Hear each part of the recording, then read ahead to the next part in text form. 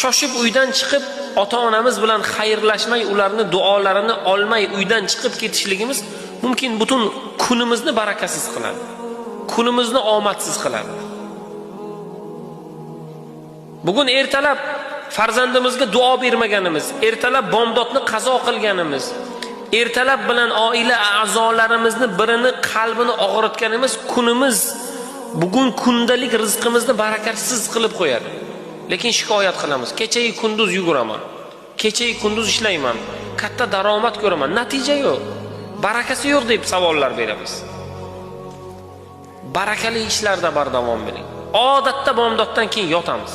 Hatto kundalik zikrlarchi har bir ishning avvalida Rasululloh sallallohu alayhi va sallam o'rgatgan amallar bor edi.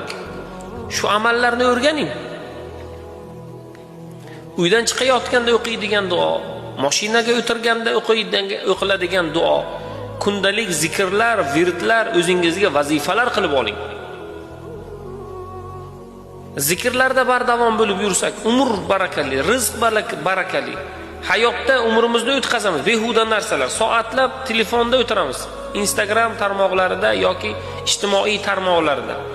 Ko'ngil ochar narsalar, kulgili narsalar, masqaravozliklar, huda behuda, qilu qol, u bu debdi, bu unday debdi. 5 daqiqa amr ma'ruf tinglasak qalbimiz qisilib qoladi. Tingla olmaymiz uni. Oxirigacha eshita olmaymiz.